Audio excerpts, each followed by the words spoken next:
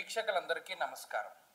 2025వ సంవత్సరం అక్టోబర్ మాసంలో ఏ విధమైనటువంటి గ్రహస్థితి ఉండబోతూ ఉన్నది, ఆ గ్రహస్థితి ద్వారా ద్వాదశ రాశుల వారికి ఏ విధమైనటువంటి ఫలితాలు ఉండబోతున్నాయనేటువంటి విషయాన్ని మనం ఈ వీడియో ద్వారా తెలుసుకుందాం. ముఖ్యంగా గ్రహస్థితి కనుక గమనిస్తే ఈ మాసంలో 18వ తారీఖున గురుని యొక్క మార్పు జరుగుతుంది. ఇది చాలా గొప్ప మార్పుగా చెప్పచ్చు.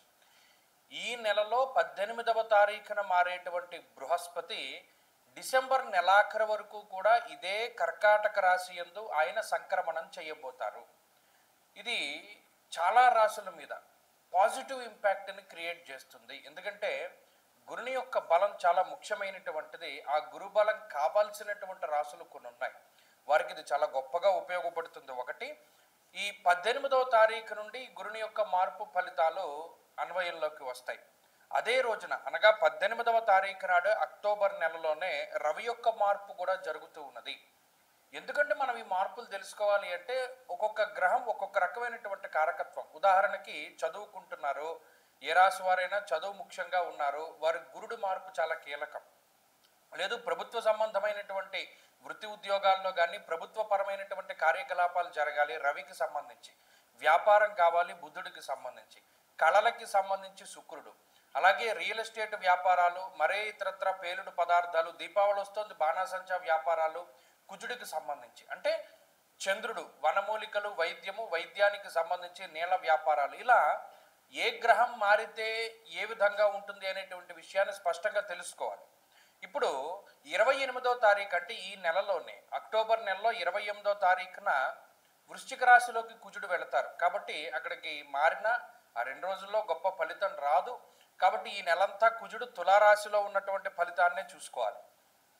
గురుడు మాత్రం సగం కర్కాటక రాశిలోను సగం మిథునంలోను ఫలితాన్ని ఇస్తున్నాడు. రవి సగం కన్యా రాశి యందు సగం తులారాశి యందు సంక్రమణాన్ని చేయబోతూ ఉన్నారు. ఇది కూడా మనకి ముఖ్యం. అలాగే బుధ శుక్రులు ఈ నెలలో 2 సార్లు మారుతున్నారు. ఫైనల్గా వారు సెటిల్ అయ్యేటువంటిది ఎక్కడ అంటే కన్యా రాశిలో శుక్రుడు స్థిరపడతారు 10వ తారీఖు దాటిన తర్వాత. అలాగే తులారాశి యందు బుధుడు ఎక్కువ కాలం స్థిరంగా ఉన్నారు. కాబట్టి ఆ ఫలితాలనే మనం తీసుకోవాలి. మొత్తం మీద చూసుకున్నప్పుడు ఇది గ్రహస్థితి యొక్క ముఖ చిత్రము. శనేశ్వరుని యొక్క వక్రగతి కొనసాగుతూ ఉన్నది మీనరాశి యందు. రాహుకేతువులు కుంభరాశి యందు, సింహరాశి యందు సంచరిస్తూ ఉన్నారు. ఇటువంటి గ్రహస్థితుల్లో మనం ద్వాదశ రాశుల వారికి ఏ విధమైనటువంటి ఫలితాలు ఉండబోతున్నాయో తెలుసుకుందాం. ఈ గ్రహస్థితిని బట్టి ద్వాదశ రాశుల వారు చేసుకోవాల్సినటువంటి పరిహారాలు, వారు పాటించవలసినటువంటి సూచనలు కూడా మనం తెలుసుకునేటువంటి ప్రయత్నం చేద్దాం. కర్కాటక రాశి వారికి అక్టోబర్ మాసంలో ఏ విధమైనటువంటి ఫలితాలు ఉన్నాయో చూస్తే, ఈ రాశి వారికి ఈ మాసంలో ప్రధానమైన మార్పు 12వ స్థానం నుండి గురుడు జన్మరాశిలోకి వస్తారు. అలాగే తృతీయ స్థానంలోంచి రవి చతుర్థ స్థానంలోకి వెళతారు. అర్ధాష్టమ స్థానంలోనే కుజుడు ఉన్నారు. అలాగే బుధుడు ఒక్కరు చతుర్థ స్థానంలోకి వెళుతున్నారు. అష్టమంలో రాహు ఉన్నారు, 9లో శని. అంటే మెయిన్గా చూసుకుంటే సరే గురుడు మారడం వల్ల పెద్ద భయంకరమైన దోషాలు ఏమీ లేవు. ఆల్రెడీ గురుబలం లేదు, గురుడు అర్ధశుభుడే. ఇక జన్మరాశిలోకి రావడం వల్ల ఆ ఇంపాక్ట్ వ్యతిరేకంగానే ఉంటుంది కానీ పాజిటివ్గా ఉండదు. ఇది ఒకటి. తర్వాత తృతీయంలో రవి కాస్తో కూస్తో యోగించే గ్రహం కూడా చతుర్థంలోకి వెళ్ళిపోవడం 18వ తారీఖు నుండి ఇది కొంచెం ఇబ్బంది. 18వ తారీఖు దగ్గర నుండి గురుడు జన్మరాశి ప్రవేశము, రవి చతుర్థ స్థానం ప్రవేశము, అలాగే అక్కడే ఉన్నటువంటి అర్ధాష్టమ కుజుడు. అంటే ఇవన్నీ కూడా ఏం చేస్తున్నాయి, అష్టమంలో ఉన్నటువంటి రాహుతోటి కలిపి కొంచెం ప్రెషర్ బిల్డ్ అవుతూ ఉన్నది. మరి ఈ మాసంలో ఏదైనా ముఖ్యమైనటువంటి పనులు చేయాలంటే కర్కాటక రాశి వారు ఎప్పుడు చేయాలి? 18కి లోపు. ఏదైనా ముఖ్యమైనటువంటి మీటింగులు, ఎంగేజ్మెంట్లు, లేదా ఏదైనా ముఖ్యమైన ఒప్పందాలు, ఏదైనా నిర్ణయాలు, ఇలా ఏది తీసుకోవాలి అని అనుకున్నా 18కి ముందే మీరు అన్నీ కూడా కంప్లీట్ చేసేసుకోవాలి.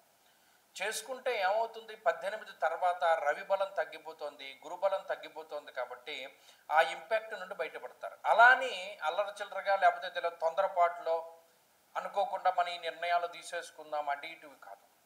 బాగా ఆలోచించి తీసుకునే నిర్ణయాలు. పలానా ఈ మీటింగ్ మనకి జీవితానికి ముఖ్యం, పలానా ఇంటర్వ్యూ మనకి ముఖ్యం, పలానా ఎగ్జామ్ మనకి ముఖ్యం. ఇవి ఎప్పుడు షెడ్యూల్ చేసుకోవాలి? 18కి ముందు. ఇది నేను చెప్పేది. అలాగే ఈ అర్ధాష్టమ స్థానమందు జన్మరాశి యందు చేరినటువంటి గ్రహాలు మరి 18వ తారీఖు తర్వాత ఎలా ఇబ్బంది పెడతాయి? రాజకోపో యశోహాని ఉద్యోగస్య విరోధకం భాగ్య నిర్భయం క్రూరం బంధువైరం ధనక్షయం అంతఃక్లేశం గృహశ్చిద్రం సౌఖ్యహానిమభోజనం. ప్రతిదీ కూడా దేని మీద స్ట్రెస్ చేసి చెప్పారు? ఒకటి కుటుంబ పరిస్థితులు, ప్రధానంగా కుటుంబ పరిస్థితులు. రెండు విద్య, ఉద్యోగము, వ్యాపారానికి సంబంధించిన విషయాలు. మూడు ఉన్నతాధికారులకి సంబంధించినటువంటి విషయాలు. నాలుగు ప్రయాణాలకి సంబంధించినటువంటి విషయాలు. ఈ నాలుగిటి మీదే స్ట్రెస్ చేసి చెప్పారు ఈ విషయాలన్నీ. ఇవన్నీ ప్రతికూలంగా ఉంటాయి. కుటుంబ పరిస్థితులు ప్రతికూలంగా ఉంటాయి, ఉద్యోగ పరిస్థితులు ప్రతికూలంగా ఉంటాయి, వ్యాపారము, ప్రయాణము, వీటికి సంబంధించినటువంటి విషయాలు ప్రతికూలంగా ఉంటాయి. కాబట్టి ఈ నాలుగిట్లోనూ చాలా జాగ్రత్తలు తీసుకోవాలి. ఇన్వెస్ట్మెంట్ చేసేటప్పుడు చాలా జాగ్రత్తలు తీసుకోవాలి. అలాగే మాట్లాడేటప్పుడు చాలా జాగ్రత్తలు తీసుకోవాలి. కాబట్టి ఈ గ్రహస్థితిని దృష్టిలో పెట్టుకుని అందుకనే 18వ తారీఖు లోపులోనే అన్ని పనులు పూర్తి చేసుకోమని చెప్పాం. 18 దాటిపోయాక ఏమవుతుందంటే కొంచెం అస్తవ్యస్తమైనటువంటి జీవన విధానము, క్లారిటీ ఆఫ్ థాట్ ఉండదు, ఫోకస్ ఉండదు.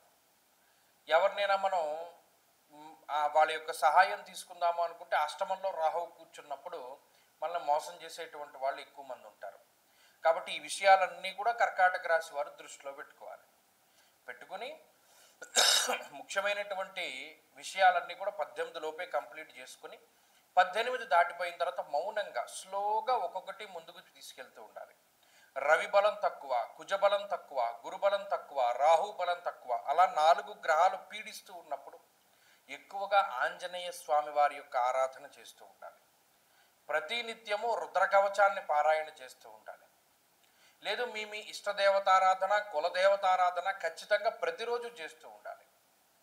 విశేషించి ఆరుద్ర నక్షత్రం ఉన్నటువంటి రోజున పరమశివునికి అభిషేకం జరిపించుకోవడం కూడా మంచి ఫలితాలని ప్రసాదిస్తుంది. కాబట్టి కర్కాటక రాశి ఈ విషయాల దృష్టిలో పెట్టుకోండి, మంచి ఫలితాలు సంప్రాప్తమవుతాయి. స్వస్తి.